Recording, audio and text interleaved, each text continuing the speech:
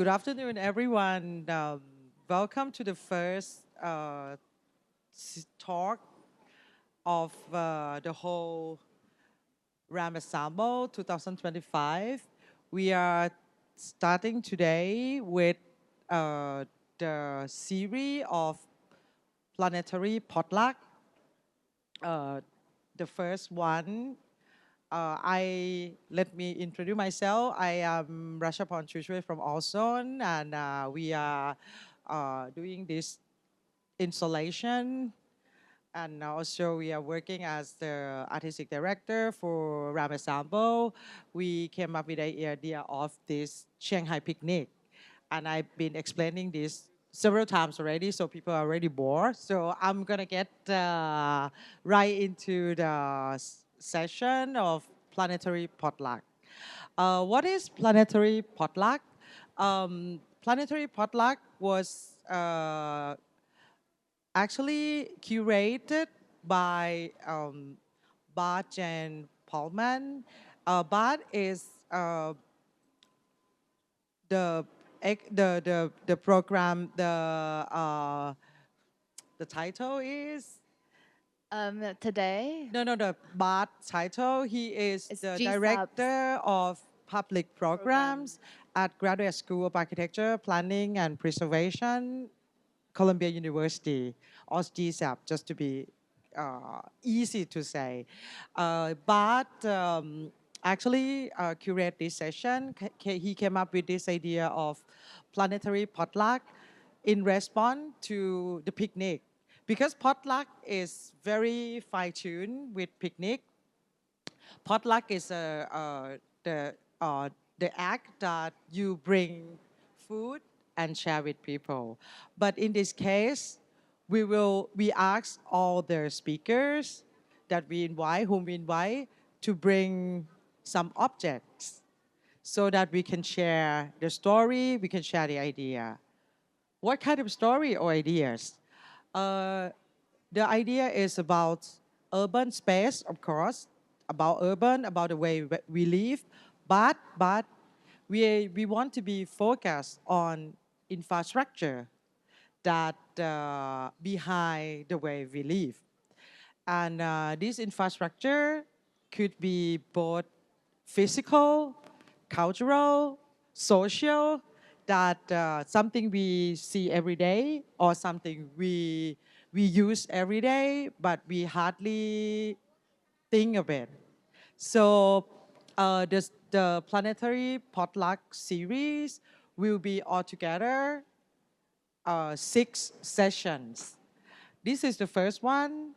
The structure of the whole series will begin from the site, from a small scale. The site. Today we are talking about the site, which is Rockbund Plaza here, RAM Plaza here, and then we will go a bit bigger. The second session is Shanghai. Shanghai. Yeah, when is that? That's on the 18th of September. 9月18号，我们第二场会是在说上海的一些基建。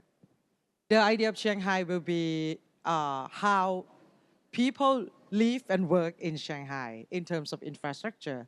And then we go further into Asia. So we will have people from Hong Kong and Korea discussing design and infrastructure in Asia. And after that, will be also, before that was China, the bigger framework of China, and then Asia, and then Southeast Asia. And at the end will be really the planetary, like the whole world, how we see the infrastructure. So this is a starting. Unfortunately, Bart couldn't be with us today. I will have to run this on his behalf, and I'm not sure I'm doing this correctly, but I'm trying my best. I got all the instructions, and let's see how it goes. The format will be that all the participants on the stage will introduce an object of his or her own interest, And we want to bring the conversation really physical. So we don't want to talk about things and show pictures, but we want to talk about objects. And then they should tell us what is the object, how it is relevant to the scale that we are discussing. And after everyone introduced the object, we will have a small discussion. Everyone can ask questions to each other. And then at the end, we will open the question from the audience. Okay, let me first introduce my colleague who are on this platform. I'm not even saying on the stage, it's a platform. On this platform. We start from Chen, who is the director of, actually she's the project manager. Sorry, I'm like missing titles of everyone.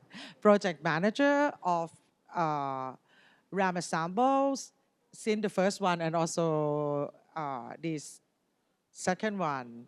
We are very grateful to have her because she's the real engine to move everything forward.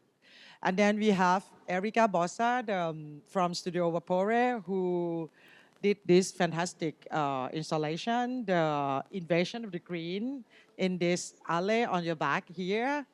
And we have Joni, who is the program director of Rockbund and Museum with us. So we will start first with Chen, who explained the object she's bringing now. Yeah. 在开始之前，我们现在会给大家发一点小的零食，是上海本地的一些零食食物，它也是来自本地的传统的一些糕点，希望大家能够喜欢。我们每一期也会有跟主题相呼应的食物分享给大家，那会由我们的工作人员分给大家，请大家每个人都拿一点。因为今天的这个主题是关于我们从这个现场拿到一些什么。其实我是从我们的越南的艺术家 Nam 他们就在那边哈，他们前2天在来到上海的时候，他们表示他们想从上海的街头捡拾一些别人不用的或者用不上的东西。这个时候我就跟他们说，上海所有用不上的东西都已经被收走了。你很难在上海找到一个闲置的物品，除非它是有意的被放在路边给别人的。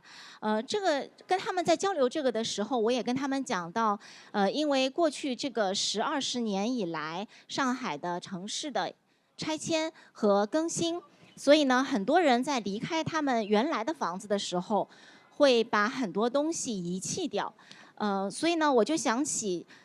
我认识的一位朋友，他的年龄，他是1946年出生的，大概在2-3年前，在他搬离他的老的家的时候，他也给了我一些东西，其实是我问他要的，本来他觉得没有人会要这个东西，然后我说这个很好看，而且我好像没有见过，我就问他要了其中的一件物品，我觉得这件物品呢。可能大部分人都没有见过，我觉得包括上海大部分的年轻人也没有见过。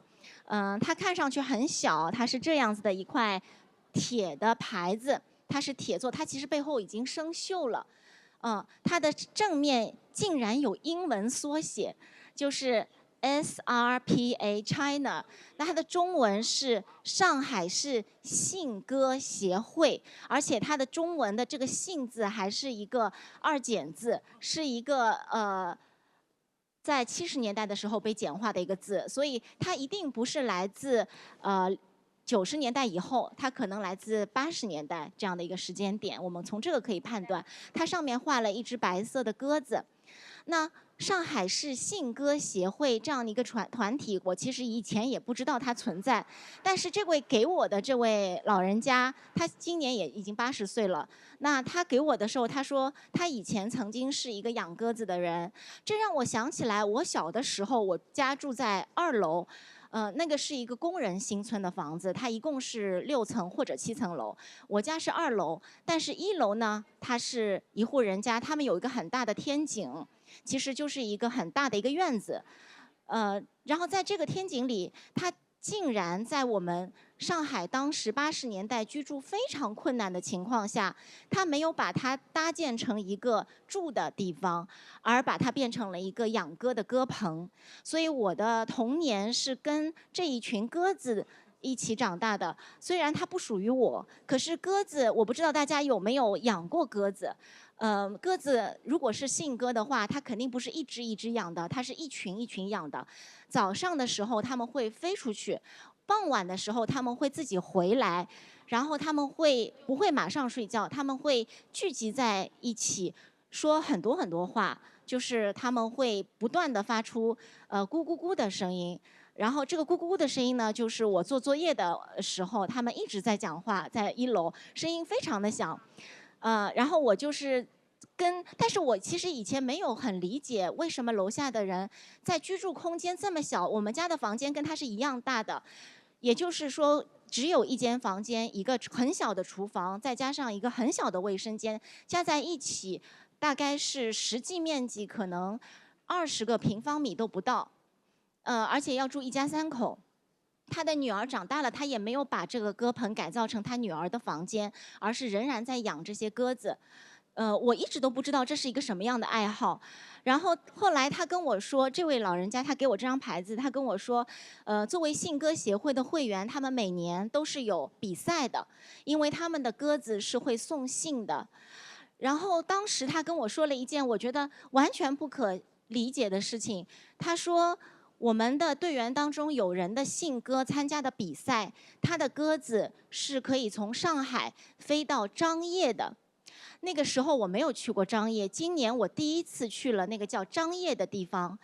张掖位于甘肃省，它是中国丝绸之路上河西走廊的一个很重要的历史的一个城市，它叫张掖。它在隋代的时候，就是大概在差不多2000年前，它是世界上最重要的一个就是贸易城市之一。然后我去了张掖，我才意识到它是多么的远。你坐飞机，你可能差不多是3个小时吧，这样的一个路程。可是他们的鸽子就是可以，他们自己训练的鸽子是可以达到飞到张掖的，并且飞回来。完成一个任务的这样的一个事情。然后这个让我意识到另一个很重要的事情，就是当我们在讲 urban space 城市空间的时候，我们往往在说地面，所有在地上的东西是我们的城市空间，可是我们是有天空的。所以下面一场的活动，当他讲到一个上海的城市空间叫天井的时候，这个天是指天空的天。虽然它是一个落地的一个围起来的一个院子，但我们为什么要叫它天井？因为人需要天。这不仅是一个中国或者说亚洲的一个和天的关系的一个哲学的传统，它也是人日常和自然关系的一个很重要的一个连结。所以当我意识到现在上海已经很少有鸽子的时候，我说的不是野鸽子，这个品种是一直有的。我说的是很多人家里以前是养鸽子，他们和鸽子有一个长期的共存的训练的和感情的联系。他们的鸽子就像狗一样，但是他们是可以每天自己出去飞，黄昏的时候飞回来。这曾经是一个很重要的中国的很多城市的一个现象，就是我们的天空和我们有很多的关系，其中一种关系是可能通过养鸽子的人的鸽子建立的这个关系。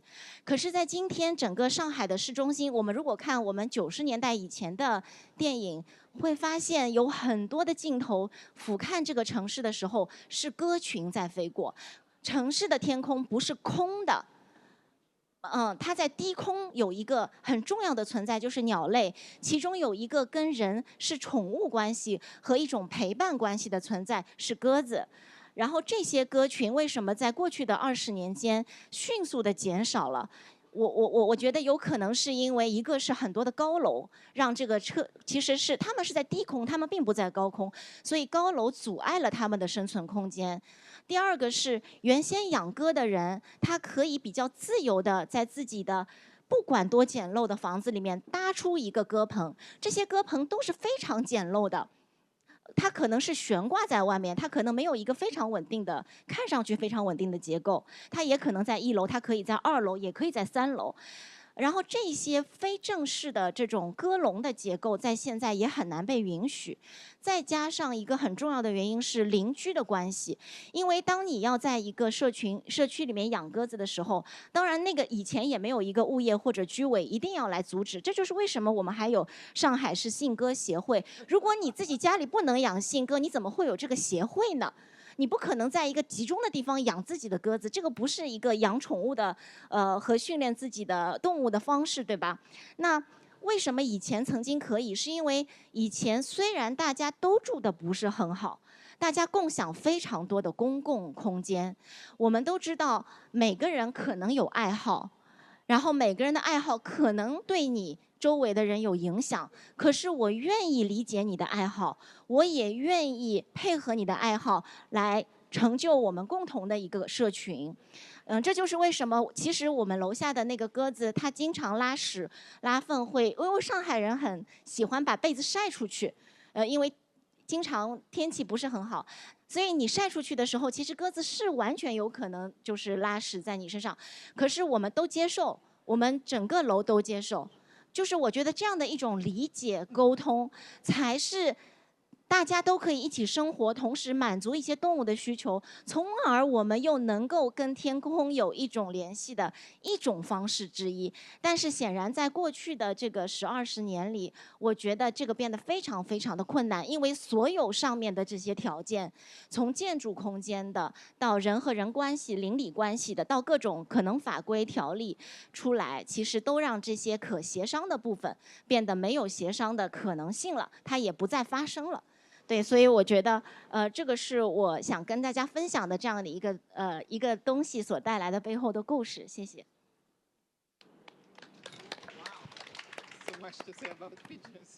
Very impressive. So after pigeon, we can come back to the pigeons later.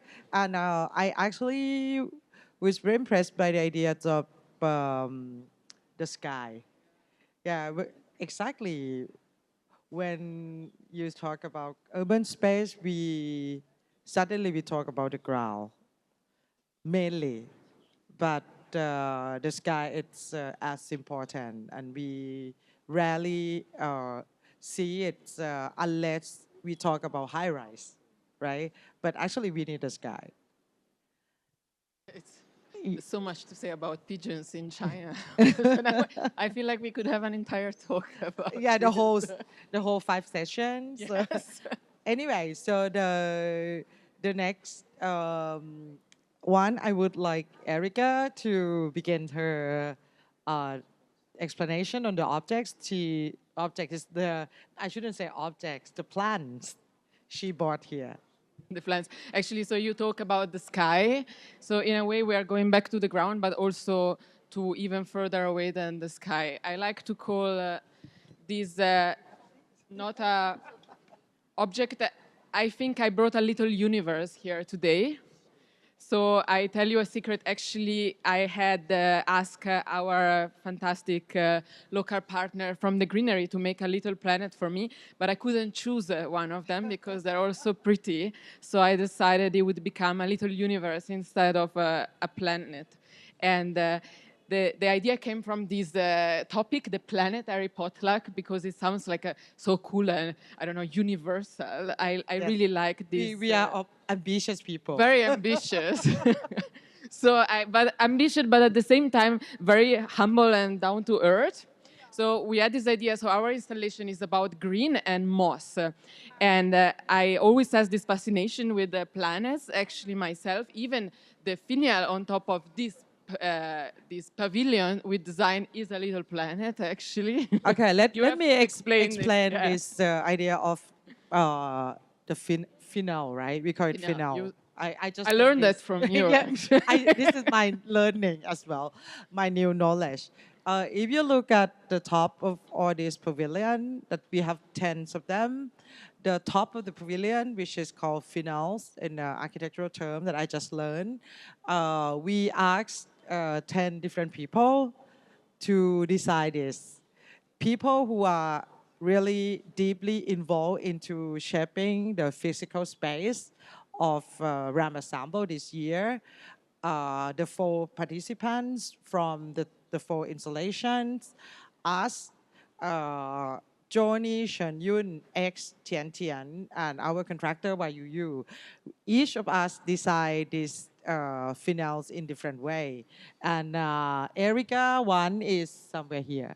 It's This one, actually. right, this one, right? It's like, it's It's this one. I think this it's one, this one, yeah. right? And It's it's a this lit- one, right? Yeah. Yeah, he knows. I don't remember.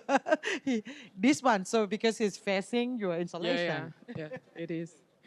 But yeah, for the planet, I think to connect with our installation. So what we thought is that this environment here, the Rockbund Museum, is very beautifully monumental in a way. It's even a little bit intimidating, this sharp architecture.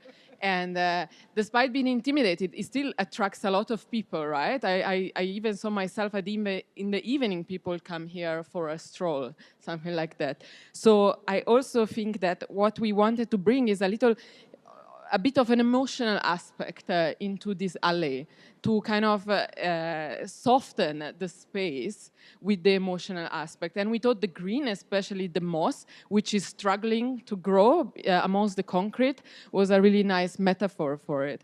And about the little planet, I like the connection that we have with maybe, you know, like the Little Prince or those kind of things. There's always the little planet, and there is one tree of each planet struggling to grow, maybe taking its time slowly to figure out how to grow, and it's doing it silently in the universe, just like it is right there. So basically, if you are on a little planet, there's no pressure to kind of grow really fast, find your way through, just like the moss is growing through the concrete in that alley.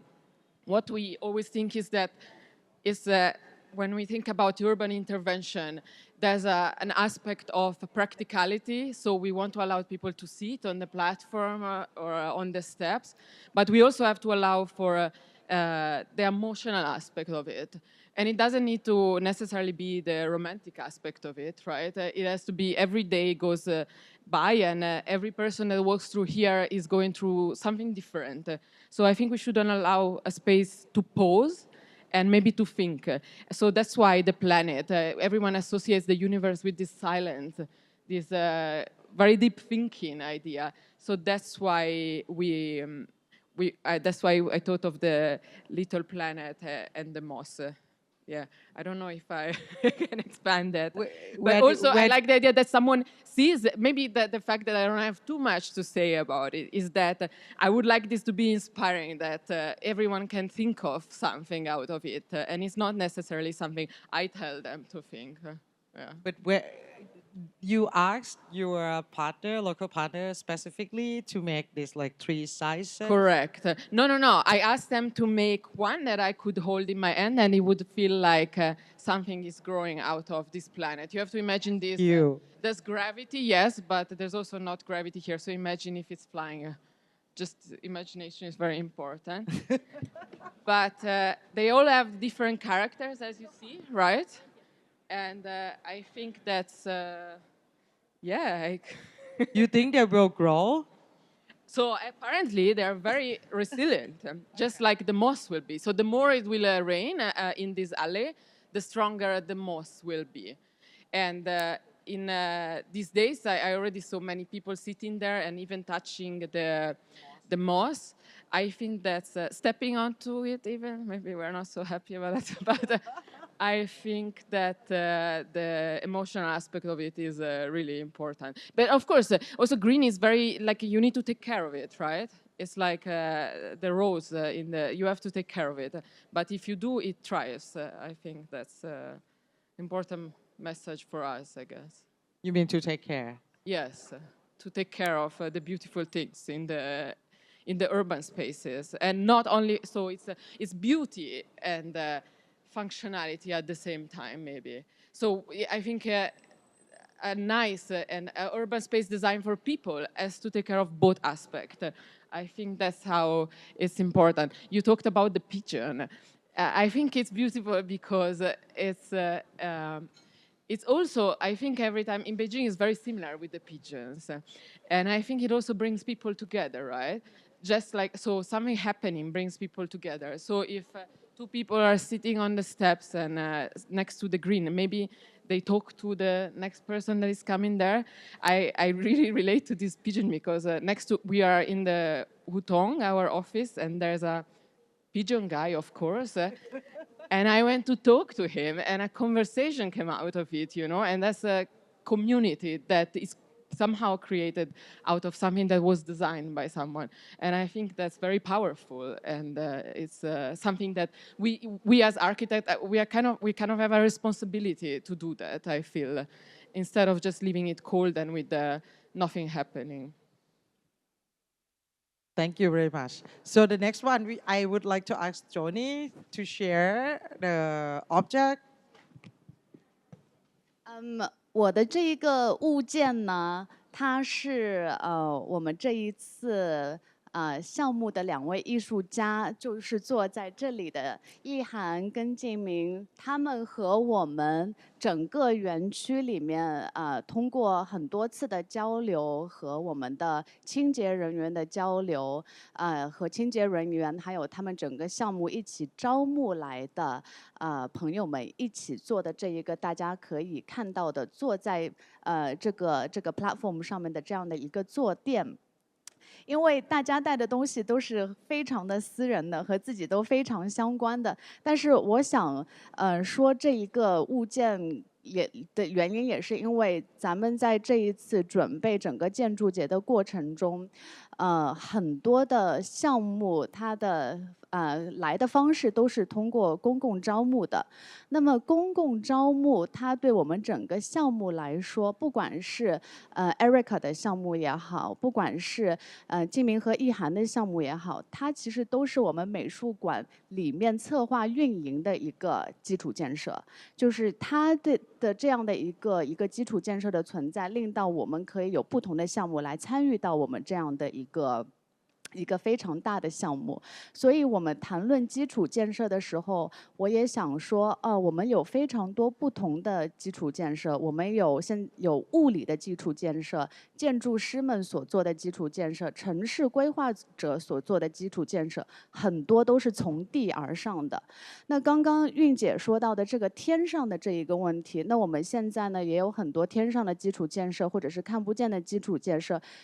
飞行的航线也好啊，或者是网络的线路在海底的线路也好啊，这一些我们肉眼看不见的这样的一些基础建设，大家也是认为一些基础建设。但是对我们整个园区的运作，还有我们工作的每天呢，还有一个非常重要的基础建设。艺术家作为我们的系统里的一部分之外，就是我们跟我们一起工作的清洁人员。我们昨天开幕的时候，有感谢了很多不同的搭建商、艺术家，和我们一起工作的同事们、志愿者等等。然后我们还有非常要感谢的，就是我们现在在园区里走来走去，一直帮我们保持这个地上非常干净的清洁工作者。那我觉得刚刚呼应到韵姐这个天上和地下的，就是我们在地上做的很多的一些基础建设。其实是情绪上面的，就是情绪上每一天，其实我们可以这样的生活工作的运转的方式，是因为我每天到了办公室，阿姨已经帮我把被子洗掉了；我每天到了美术馆，阿姨已经帮我们把垃圾都清掉了。然后我们在这里每一天一起在这里吃饭啊也好啊，谈论啊也好，撒了东西等等之后，一转头，阿姨就把它清干净了。所以这样的一个非常非常情绪也非常非常身体劳动的这样的一个基础建设的话，对我们来说是一个我们平时不把它当做一个非常宏观的基础建设的一个叙事中，所以这也是我为什么想带这一个物件的一个原因。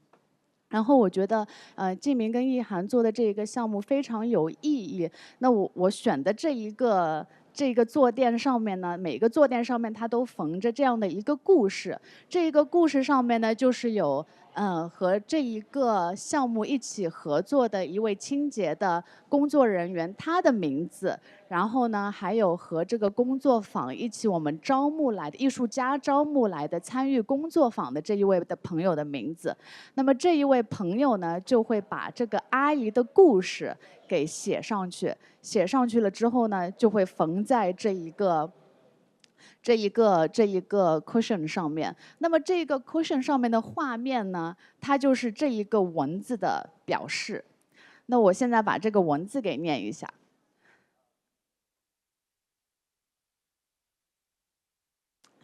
这个共创者是周阿姨和阿宪。周阿姨呢，她是云南大理人，然后来上海有几个月。然后周阿姨呢，还有一个双胞胎的姐姐。她的外号叫小双，然后姐姐呢叫大双，然后小双呢，周阿姨她性格非常的安静，人呢也会很紧张，然后和阿宪聊天的时候呢，有时候会有一些手在微微发抖。然后这个周阿姨呢，她的其实是她的姐姐的性格非常活泼，体格也有点胖。和周阿姨聊天的时候才知道，双胞胎小时候的时候呢，他们都要穿的一样的。那么就是因为这样的，不穿的一样的话呢，他们就认为会有不好的事情会发生。所以呢，周阿姨从小就和姐姐经常被认错，丈夫和儿子他们都很关心周阿姨来上海工作是不是为了趁年轻来体验生活。那周阿姨过年的时候呢，就会回去家里，就不来上海了，因为觉得上海的工作呢，其实也非常约束，时间也很长，也非常的不自由。所以我觉得这个故事里面非常有趣呢，就是周阿姨有一个双胞胎的姐姐。这个我觉得是我们从一个小的故事中可以引到生活中的一个非常有趣的点是，就是我们人都是个体的，但是如果你有双胞胎的时候，你经常会被误认。然后个人和集体这样的一个关系，我觉得也是一个情绪上的一个基础建设的这样的一个关系。所以说呢，在这个 cushion 上面，在这个坐垫上面，大家就可以看到一个大双是姐姐，一个小双是妹妹。然后呢，在这儿呢还有一个口袋，这个口袋呢也是就是这个阿姨把这个故事说给阿宪听，然后阿宪就会把这个故事缝出来。那这一个口袋呢，就是阿宪问了这个阿姨还有什么东西对她来说是非常宝贵的，然后这个阿姨就说，周阿姨说她结婚的时候呢，她先生和她没有一起买戒指，然后就结了婚了。然后结完婚之后呢，过了一段时间，这先生就给了阿姨这样的一个戒指，阿姨就觉得戒指很宝贵，所以呢，我们的工作坊的朋友阿宪呢，就把这一个瓶盖上面的一个纽环拿下来，然后把它做成了戒指，然后再缝到这个可以关起来的包里面。所以我觉得这是一个从大的一个基础建设，可以引到很多小的不同的基础建设的一个想法。因为其实婚姻啊也好啊，合同啊也好啊，这一些所有的都是我们基础建设的一部分。所以我就带了这样的一个物件。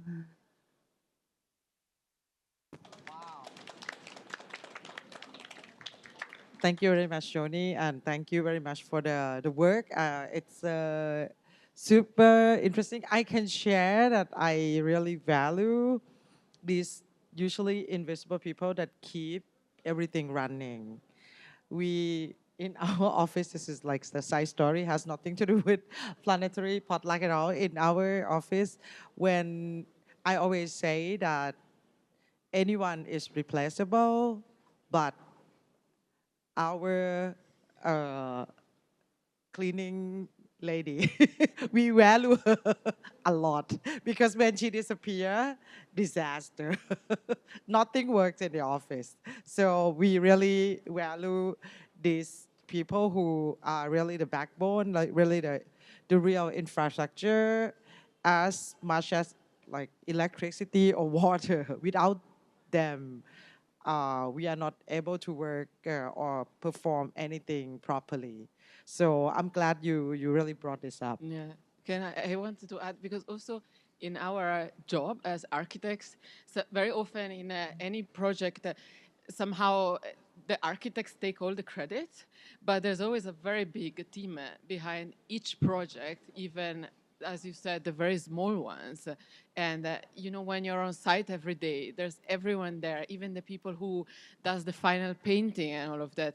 Every project involves so many people, and each one of them is super important. The cleaning lady, the painter, and you are absolutely right. Everyone, it should be for everyone and by everyone. Yeah. Yeah, they should be credited. Absolutely, yeah. Yeah. Okay. I feel like my story will be the least interesting after all these super fascinating stories. When I was asked to bring something that related to the site, I recall the first moment that I came here last year. Actually, I've been to Rockbund before, but I was as more like a tourist, like walking around. But when I was asked to do this project and I came here, first thing I thought, especially in this place, this exact location, I was like, it's so bad that I cannot sit around here. Because I felt that when people just walk through this space is beautiful, but it's a kind of, as you use the word, a little bit intimidating. People tend to walk fast, like quickly, just from that alley or this alley going through. And I found this it's a pity to me, because they felt like they have nothing to attach to. They cannot sit, they cannot, like, they don't know where where they place their body. So I thought at least if there is a place to sit, would be nice. That's like the first thought that I had. So today I'm bringing this kind of portable chair. Actually, I stole it from the workshop in the workshop of our event of RAM Ensemble. I was trying to bring a chair from Bangkok, but I thought, no, it doesn't make any sense. And I was thinking, actually, I would go around to find some kind of portable chair. And the first evening I arrived in that space, I'm like, wow, this is perfect. This is exactly what I'm looking for. It's very light. I can hold with my one hand, which I'm not that strong. I could imagine that last year when I came here, if I had this chair, I could actually spend some time here, sitting at this corner, that corner. When the sun comes, I can move with the chair. I can move to sit around with the chair. I could have bought some coffee and drink coffee sitting within this space. So for me, seating is really important, especially when you start to make a connection with the space around you. Of course, you can walk, you feel, but then when you sit, you get, you make yourself slow, and you start to see everything around you with a better vision, and you start to feel or hear everything around you much better. So seating is really like the first step, to me, the first step of how you start to make a bond with the space, make a tie with the space, and how you going to, after make a tie with the space, you can think of make a tie with other people in a more relaxed or friendlier way. Real. Real way. Like you can greet people walking past, but it would be more superficial because you're like walking and you bump into each other, you have to stop. You can imagine if you just meet a friend on the streets and you start a conversation. And if you want to have more conversation, you would say, let's find a place to sit. Yes. Exactly, right? Let's find a place to sit. So for me, sitting is very important. And it's really very important for me as an architect as well. I really like to see how people sit in different occasion, in different setting. As a Thai, this is very a kind of characters that you could find among Thai people. Usually when I go around in the world, I see people really sitting on like public floor, I assume that they are Thai, like randomly, like at the airport, and I am always correct for some unknown reason. And I start to form a little bit of theories on this, that why Thai people can sit anywhere, And I realized that in our vernacular traditional architecture, we don't have furnitures. We really sit on architecture itself, on the floor, on different steps, on different level of floors. And this is because of the climate. We usually build everything out of wood. So the temperature allow you to sit on the floor nicely. Actually, wood is the best material to touch our body. Even my doctor recommended if you are a little bit aged and you can have the floor in your house with wood, it's better than any other materials because we actually in Thailand we don't wear shoes at home, so the temperatures of the floor is more or less the same temperature as the air, so it's quite pleasant. So that I'm forming this theory. I don't know if it's correct, but I'm just trying to understand why Thai people can always sit on architecture, on the floor, anywhere. And that's, it's my kind of theory that is not, nothing is proved yet, but it's just the idea. And I discussed this a lot also with X and with you guys during the events, how Chinese people would sit. And you said, no, they will not sit on the floor, for sure, for sure. At least they would need a sheet of something, newspaper at least, to pave on the surface to sit. And I said, this is similar to Japanese. They will not sit also on the bare surface of the floor, but something nice, like nicer. But as a Thai, we can sit like, if you ask me to find a corner to sit there, I think I could, but it's a bit difficult. but Thai people could do. That's my idea of seating. So during the project here, we've been discussing a lot how people would sit. For example, even until yesterday, the day before yesterday, we were discussing if people would sit up here, are they going to take off shoes? Are they going to wear shoes? How they're going to sit here? Would they lay down in the public? And I think all this are very interesting to me. How architectural elements would invite or scare off people from a space, especially from a public space, which we are willing to make people more, let's say, at home. So that's the story of this portable chair.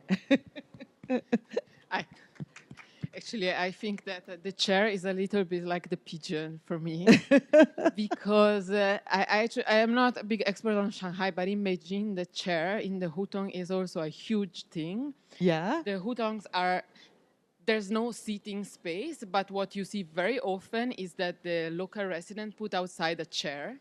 It's very often an old office chair. And as you said, there is someone sitting there. And if there is someone sitting, it means someone else passes by and starts a conversation. And suddenly it's not one person, it's two people. And then it's a group of people.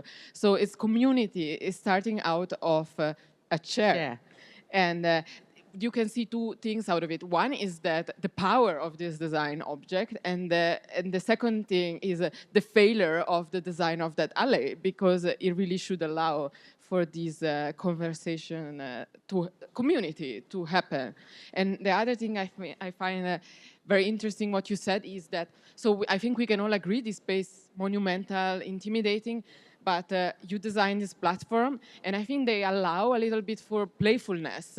It feels less serious, so people are in the mood to sit, maybe take their shoes off and have a conversation.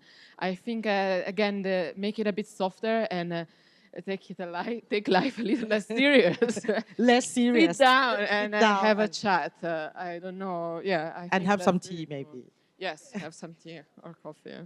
You want to say something, Joni? Yeah, this cushion, Yihan and Jiming designed it for the platform. It was kind of when we had an open call, and we thought, okay, if people don't want to sit on the platform, they can sit on the cushion. And that's why the open call kind of addressed the idea that, oh, people should sit on something. But I think it's the relationship between us and the object has changed now, because now we see this cushion as this object that is full of narrative, full of characters. Then suddenly people don't sit on it. You don't sit on, but you can like put. Yeah, you can put on your head on. Yeah. So I think with design is different, like the height and everything, inviting people to sit on it, and the relationship that we have with certain object and narrative, then suddenly it becomes really precious. And I think that's really interesting to see the growth of this project and how people see it. And I mean, all of these materials on this object, Yihan and Jingming, they collected it from their neighborhood, and they also asked the cleaners to bring some materials. So some of the materials you see on the cushion, they're from a mop. Some of them, really? yeah.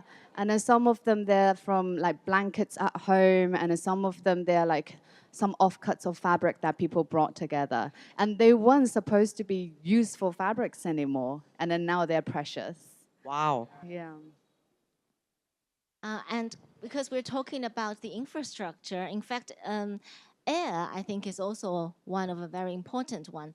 Why I realized is because now we're having these pavilions here, then we suddenly are exposed to air in a more higher level of sensitivity. Otherwise, if we're in AC condition, What she just indoor, said. yeah, because there's a traditional habit of how we spend the summer evenings in Shanghai, which is very communal as well, because we have no AC. And when I was young, there's no even electric fans. But the summer is as humid and hot every year in Shanghai, but it's not as extreme as now, but still it's very humid and hot. So you can be sleepless, but how can you spend this last heat of the day before you go to bed? Is you will bring your own chair out, go downstairs, and we have a word for that thing. It's called 乘凉, 就是乘风凉, which is, you know that, oh, even in Vietnam they do that. It's called that you are as if waiting for the wind to come to bring you to another experience. So it's 乘, meaning 乘 is like drive. You drive on whatever wind comes to you. And you enjoy this moment because it's not always windy, because it depends on the weather condition and how the lane is like that particular evening. But when people gather downstairs and chatting mostly and eating watermelons, then they are also waiting for the wind to drive on for a little while. And when they're like this moment, there's no wind. So when the wind comes, everyone will say, wow, the wind has come. Oh, finally it comes. So it's like a very sensitive enjoyment based on this lack of AC and lack of anything that modern equipment brings to you, which is very artificial at the same time. So even when I moved to a kind of like a working class village, which is already like independent apartments, not much public spaces. But at that time, because there's no electric fan or AC, people will still bring their chairs downstairs. And that's where we hear most of the stories of our neighbors.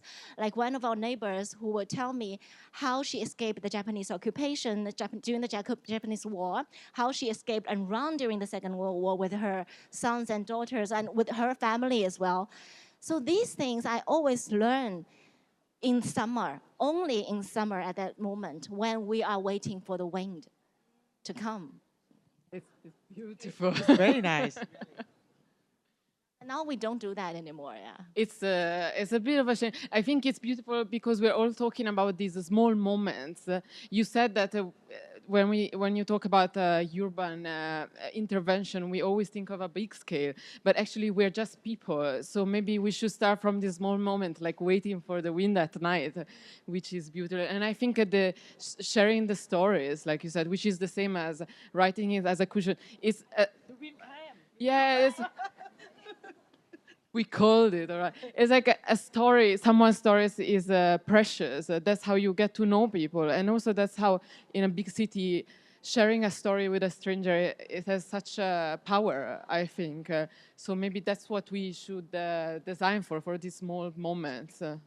Yeah, I want to emphasize that saying all this, we are not talking about we should go back to the past. We should not be too nostalgia of the past. But we are, I think, especially for me, I think we have to go to go toward the future. But how we go? Now we have like all these infrastructures that probably good for running efficiently. But then as a human being, we need more than efficiency. We need the moment to remember. We need a moment to share. We need a moment to pause. Yesterday, I think we talked a lot about this, like a moment to pause. You were saying this, a moment that you can sit with people, you can look at the buildings, you can think of what's going on, you can think of how everything became like this, how it was in the past, and that's how you make a relationship to the environment, to the people around you, and you feel that you are not alone. I think this is. I don't want to go that big, but I feel that now people feel very lonely because they don't have this kind of moment. They don't have people to share with. They don't know how to share. They don't have a moment to share. And partly, of course, architecture is not everything, but partly the space in modern environment doesn't really allow people to share because we all have a small kind of convenience, comfortable unit of our own. And I think the convenient, comfortable unit is contractual relationship that is presented here. And then I think the specific kind of story with the twins and the individual within the collective, that is in the way that in our society, more or less there's a homogeneous kind of culture and society as being presented. But there's so many differences and diversity within it. And then through the day-to-day, it's hard to notice the differences. And there are so many differences within the repetition of every day that only through sitting down, sharing a moment, sharing stories together, then you notice the differences. I think even in this neighborhood, when it was going under kind of restoration, you know, it was a long time, 10 years, that every single brick was fixed and repaired, brick by brick. And that kind of is like, all of the bricks they don't look the same. And then all of the repair, they're repetition, but then they're not the same. There are differences between all of those repair. And I think this is what we might kind of get lost in the everydayness if we don't pause and appreciate and then thinking through and trying to understand other people's story and narrative and the past in a way that we can move everything forward. Yeah, and going back to the site, I want to open up a conversation a little bit, like more specifically to like the particular location that we are here, especially Shen Yun, you've been working a lot in terms of trying to convince a lot of authorities around here to allow us to have such a event for 2 weeks. Can you share with us like some moments of the site that we don't, like people here don't know, like actually the way we have to put the pavilion like this, it's because of like zillion regulations. And there are like hidden infrastructure, manhole that you cannot cover, some you can cover, some you cannot, some you have to leave, some you have to set back from the buildings. I'm not going to talk about that because it's so boring. But for Chen Yun, you are the one who had to deal with all this, every single authority who would allow or not allow us to do a lot of things. So I would like to hear from you. It's a little bit like the pigeons in a way that nowadays we cannot stand the pigeons anymore because it has to be very, everything has to be neat. I think it's the same as this place, not only because of Rockbund, but then the city in general. 对，就是我在整个政府这个沟通的过程当中，了解了很多在公共区域里面，进行活动需要承担的主办方的责任。事实上，我觉得这些责任在这些流程当中是非常必要的。但是另外一方面呢，我又在思考一个问题，就是我们现在的有组织的公共生活和我们原先的很多无组织的公共生活之间是一个什么样的关系？它让我重新去思考这样一个回看我们以前的那个公共性和现在的公共性之间的分别。那我其实会意识到，以前我们日常的很多的自我组织的公共性，它其实都建立在一个人和人面对面建立信任，然后协商。然后也不是一次性的协商，可能是多次的协商，在一个社区里面一个长期的协商，然后形成的一种和谐的一种公共生活，而不是突发的，然后短时期的陌生人之间聚集的这样的一种公共生活。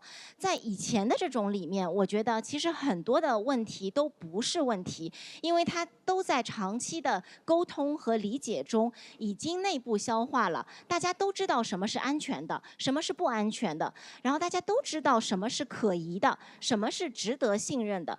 那这个其实是需要一个长期的这样一个生态，人才能够建立起来的。但是对于现在很多的包括像 RAMa 这样的活动呢，它其实是一个短期陌生人组织的活动，在这个时候就会必须有很多的法规，它在临时性的层面上来保证这件事情的安全。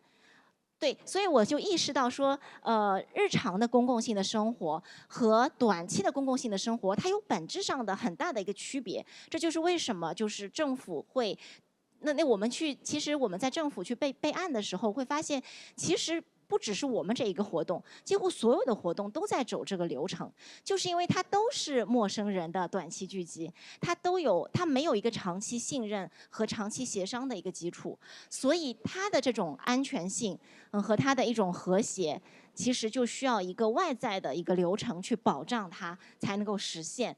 那这个其实成本相对也是挺高的。对，但是我觉得反过头来看，倘若我们日常有更多的这种公共性的生活，更自然的，那么我觉得我们在短期的陌生人的聚合当中，这种人和人的信任的基础也是会更深厚的。对，所以我觉得这两者之间有很重要的一个关系，是不能被对立和分开来的。Wow, Joni, you have anything to add because you are working on the public programs? 我觉得跟公共项目，我的这一边的整体的工作跟韵姐这一边的工作最不同的就是，我们两个的公共属性是完全不一样的。就是我们的公共的属性呢，对于我们来说是我们的美术馆的公共，这样的一个公共跟韵姐所面对的这个城市基建的这样的一个公共是两个完全不同的公共性。我觉得就是我们在这一次非常公共的举办这个建筑节下面的话，我们有非常非常不同的方式来明白何谓公共性，什么是公共。因为公共它如果是面对的不一样的群体也是公共，不一样的层面也是公共，不一样的机构也是公共，不一样的法律也是公共。所以，但是法律又有私人的层面，又有公共的层面。所以，我觉得这一次我们这样的一个工作的准备下来，令到我觉得就是感觉最深刻的就是我所认知的所谓的公共性，从一个理论层面也好，实践层面也好，到了现实沟通跟不同的就是department 沟通的时候。是我之前完全没有的一个经验，因为这是一个跟 negotiation of public 是以前从来没有遇到过的这样的一个工作方式。I think we are very ambitious. That's why you have to discuss with a lot. You have to discuss with a lot of people because we actually I can share with you that when we had the idea of picnic, we think of like we're gonna cook. There's gonna be smoke coming out and like people can cook together, eat together, and then where people bring food and it is not allowed. So I understood, but then the question remained with me that how do we balance? I mean, in Thailand, it's much more casual. You can do this thing easily. You can call that street vendor. Like, can you bring this thing in this event? And we arrange together and we cook. And of course, if there's a fire, nobody responsible. but then that is too much for me. Sometimes I would be the authority in that case. I'm like, who is responsible here? If it's a fire, how do we run away? It's impossible to run away. But anyway, I think that these are two extremes. I'm thinking like, how do we find kind of I'm not saying the middle way, but how do we find a balance between like going crazy as we wanted or super strict that no one can have a food poisoning. But I think if one person have food poisoning, it's okay to me. but this is my opinion. I'm not criticizing anyone. But I mean, it's just how we have a safety, how we have also how we organize everything, but in a way that we don't lose the fun in life. I'm still trying. I'm still trying to find this balance. And what we are doing here at RAMa Ensemble is also kind of experiment to see how we can find a balance. I agree, but and also I think there's regulation in every aspect of anything that one tries to do in the city, whether you're designing a space and there's these fire regulations, which here are very difficult, we know, and or organizing an outdoor event. And also what we need is people or like association like the Rockbund Museum that are willing to push for it, right? I was just saying that it's rare in China to have festivals like this. And they're good for the entire community, for the discussion that is born around it. But of course, there's someone like Chen behind the scenes that is always kind of fighting with the authorities to make it happen. And on the other hand, all of these regulations are there for a reason, right? We cannot just dismiss them. We just have to find a way to work together. Again, it's a big team of people that make a change. So if you want the community to happen more outside in a space like Shanghai, it's not going to happen from one day to the other, but it's just a group of people who have a vision, or who have the resources to push for more. That's why an event like this that is happening at this museum, I feel is good for the community. And I guess maybe artists, designers, we're willing to push for it, right? We're used to push for the regulation in our design every day, and something comes out of it, and it's, I guess it's always a little bit of a change each time. Like 1 millimeter at a time. 1 millimeter, half a millimeter. Maybe. Half only? Half only? Yeah, so that's what we kind of try to push forward. For playfulness and fun And life, love, more and life. love. Come on, Yeah. let's be ambitious. Yeah, for love. Yep. If there is any questions from the public, yes. 我就用中文说了，就是我非常喜欢那个Choochuey他刚才提到的那个小板凳的概念，但是我觉得就是他现场呈现的和刚才他聊的那个有一个小小的 gap， 就是我想请教一下，因为他聊到那个小板凳，其实我也很喜欢，因为它是一个非常轻巧的，你随时可以坐下来的一个小家具啊，然后它给你一种很轻松的概念，但是现场我发现其实很多的设施它还是蛮重的，包括它选择的材料，除了木板之外，其实还有很多的钢结构，其实给人的感觉也是比较重的。我想知道这种就是从比较轻盈的空间体验到比较重的这个基础设施之间的转变是怎么样发生的Wow, this is a great question. I am always for the light. I am always designing everything too light. And the engineer would bring me down. The engineer would bring me down. And they would say, like, it will move. I said, let it move. And this I share with you. I have experience with an engineer in Australia, Nigel Bruden. He is an engineer from a company called ACOM that we work together. And I said, why not? Let it move. He said, you know what? Inside all of us, there is a little structural engineer. When something moves too much, we run away. So that is like my kind of limits. Of course, I really like this, but this is for one person. But again, we are building a public structure. It has to stay. It has to stand the wind. It has to stand how people would behave or sit on here. So steel is the only solution because here you cannot drill, you cannot attach. It is historical buildings here. So you cannot, like what you're seeing here, it just sit. Everything sit on the ground. We cannot really even fix the column with the floor, with the ground, because it's prohibited. Thank you for asking this, so I can review all this boring infrastructure issue.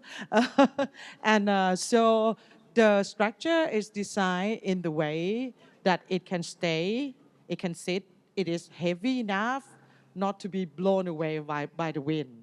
So if it is blown away by the wind, people will get injuries. So that's why it has to be a bit heavy. Also, it goes with the chairs here. I want it much lighter than this. But again, if you put it too light, people will fall. And no one wants to take responsibility of that. But if it is this chair, if I finally fall, which I might, I have to be responsible myself because I bring my own chair. And this one I stole, but I mean, it is, let's pretend that it's my own chair. and no one is responsible but myself. So I think there are two different roles in here. This is my own responsibility, but as an architect, I am responsible also for public safety that I have to comply. And this is also something that I sometimes share with my staff or my student that if it's not safe for the public or if this wouldn't be good for the public, you can do it at your own house, not for the public. If you are the only one who like it or you think it's good but no one else share this with you, do it as your own house, not for the public. So I think we have to take kind of different roles on this. Thank you for the question, it's great. Anyone want to share any other questions? Either to Shen Yun or Erica on the other. But I have a question to you. If anyone don't want to do a question. I was very impressed when we were like during the process of making this alley that we went through really all the possibilities of how to have the plants here. You all remember. I think we had like 5 meetings on how to you revised the design many times. And we found out that like because of the view environment, like it is a historical quarter, it is very formal and everything. There is really no room for nature in terms of soil. And we were discussing a lot how if we can keep the plants here, or if in the future there's a possibility to kind of have some more green here. Maybe you can share about this. Yeah, I can share first of all that there are a lot of, again, safety issues because this is the biggest alley. So it's for safety, it would be like an escape route. So at the beginning, we wanted to fill out this alley with moss. Actually. Yeah, she it was like a real invasion, overdoing it. Yeah. But so we had to reduce it. But again, I think it's you have to see every regulation has a challenge. So let's still make it happen and let's work around all of the obstacles that are there. Actually, I have to share that I'm used to designing school for children. I think the regulations are the hardest you will find in mainland China. So the safety is very important. But you are right, this environment is very, I think the word monumental describes it well. There are some flower vases, but they're maybe not thriving. I'm sure there's a lot of maintenance happening here. I think that's maybe where the most, because I have to, so I have a small garden outside of Beijing, and I try to grow this grass lawn really hard. It's so much work.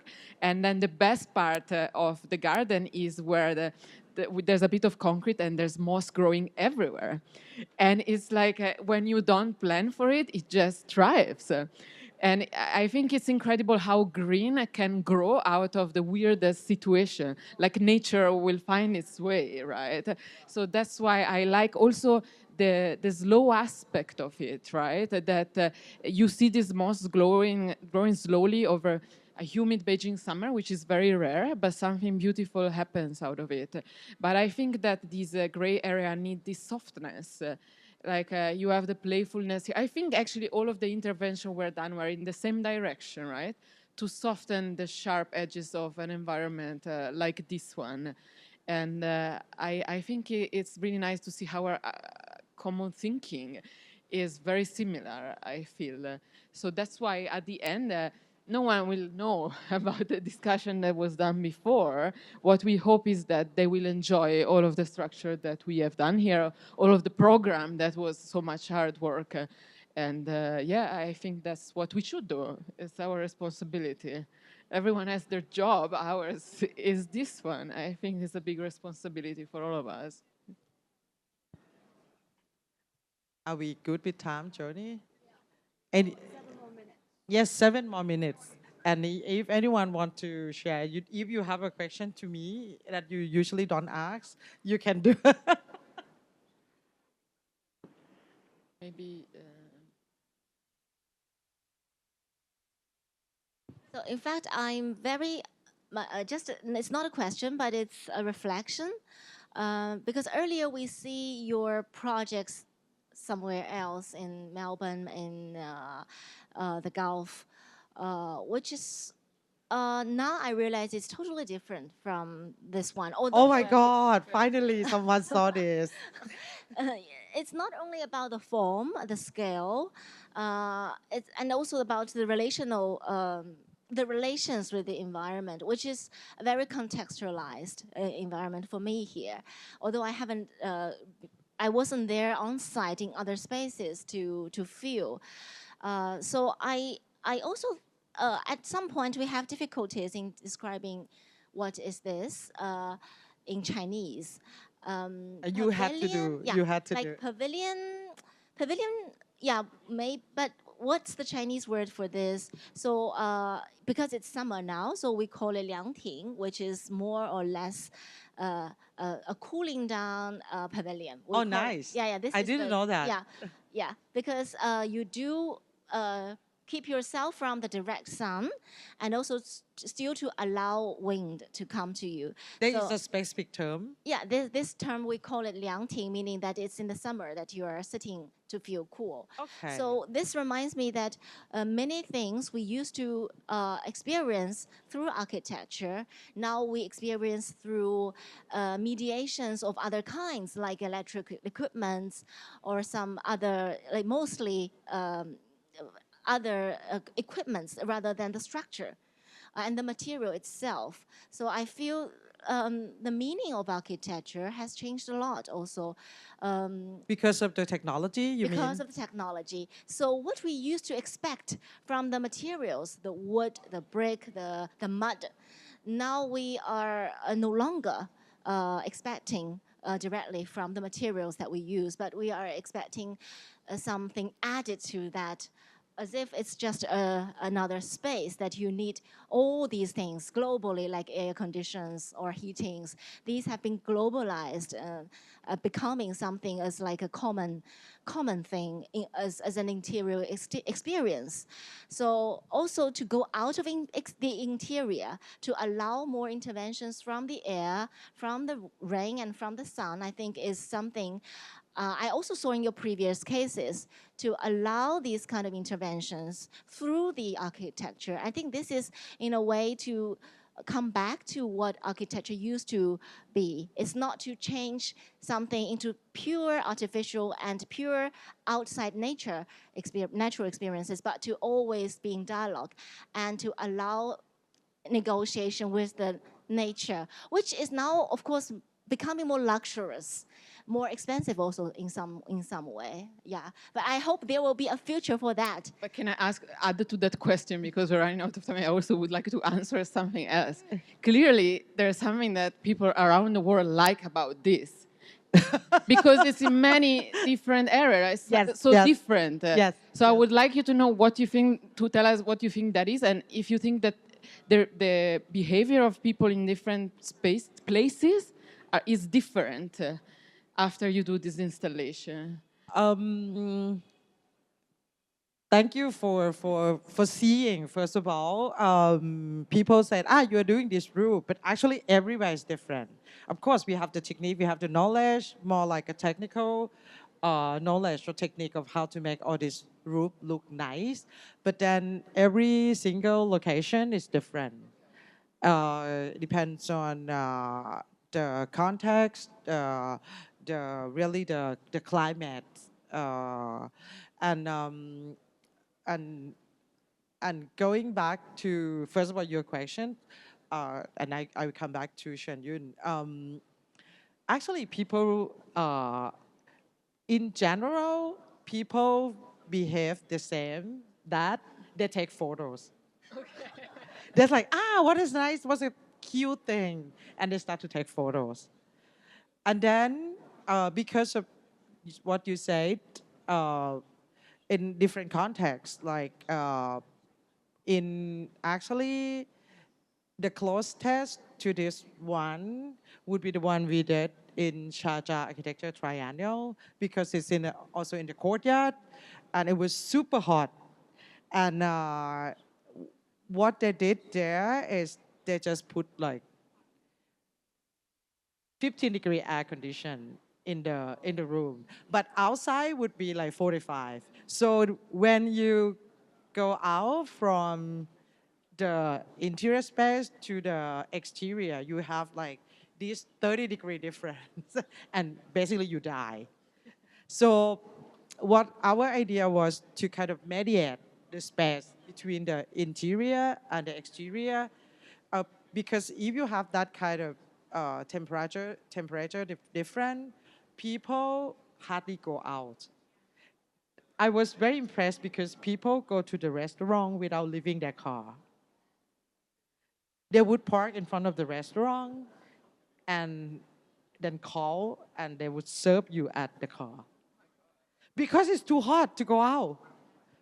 It's too hot to go out for real. So our small, tiny intervention is to tell people that if you have this kind of in-between space, you can kind of make a transition between, of course, you can have your air-conditioned space as much as you want, but even you want to go out, you need this kind of transitional space.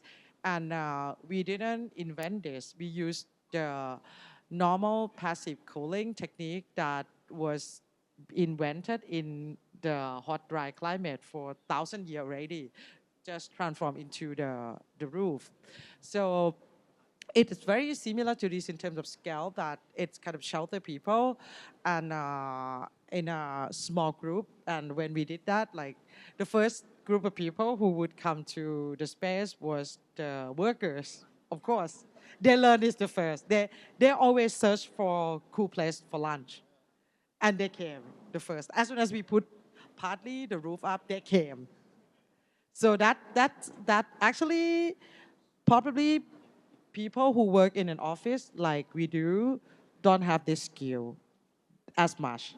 They are better because they are not always in the air-conditioned space.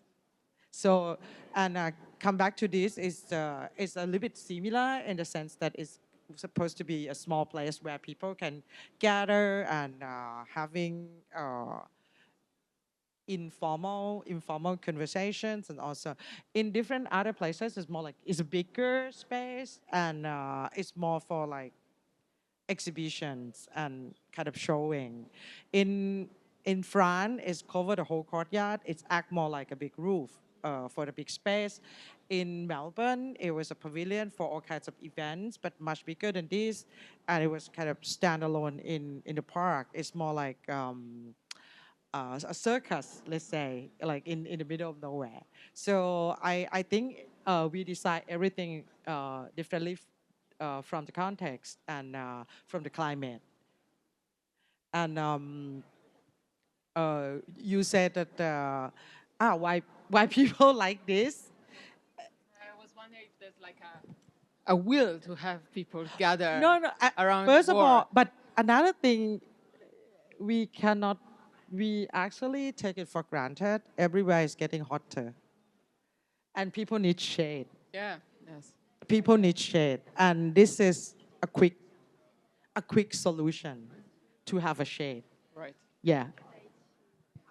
Quick and light, because the structure is much easier. Like if you have to set up this like permanent, it takes forever. Yeah. It's a shelter. Yeah, Then it's a that's- shelter. Yeah, it's a shelter. Yeah, yeah. So we just bring everything back to the most basic, but looking toward the future, because the material here is actually very fancy, very high performance, very not like people weaving the material, no, not hand woven material, but it's very industrial, high technology material. Yeah, which is also, I mean, we don't need to be against the. No, I'm we not have to against the make high the tech. no, absolutely. I think it's again the balance between the two things, right? Let's just make it for human. I think the technology should allow us to be more primitive. Yeah, that's a really nice thought, actually. Should allow us to go back to the basic. Yeah, go back to what we used to enjoy. Yep. Not to be too nostalgic about. No, not too nostalgic. Of course, I cannot live without internet. I tried, but it didn't work. Okay, shall we? Yeah. So thank you very much for staying in with us, and there will be more potluck series in the next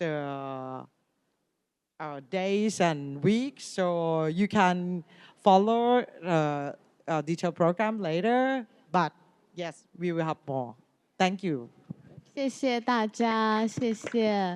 然后再广告一下，我们这一个那个 Potluck 它是9月18号、9月24号、25号、26号、27号，然后一共是有6场。然后我们的这一个坐垫的这个项目呢，在9月14号的上午11点半，然后一直要到下午3点半，我们还在这一个空间里面会和大家一起做这一个坐垫，所以希望到时候有兴趣的朋友还可以过来参加这一个项目。那我们接下来呢，在我们的对面的这一个位置呢，会有一个。也是一个3方的一个对谈，是由我们在上海的一位艺术家导演 AG， 他为我们每天晚上都策划了一个天井电影院。就我们以前小时候家里有那个天井的朋友们都知道，我们会在天井里面分享共看一个电视。那这个天井电影院呢，是从晚上的6点钟到8点钟，每天晚上都会播放的。但是我们一会儿呢4点到6点的时候呢，是由策划这个天井电影里面影片的艺术家导演 AG 来跟我们对这个主题做出一个分享，所以谢谢大家，我们可以一会儿再见。然后我们有耳机的朋友呢，可以把耳机还回到我们的工作人员那里。If anyone that has a headset with you, you can return it back to our colleagues. Thank you so much and see you soon. Thank you.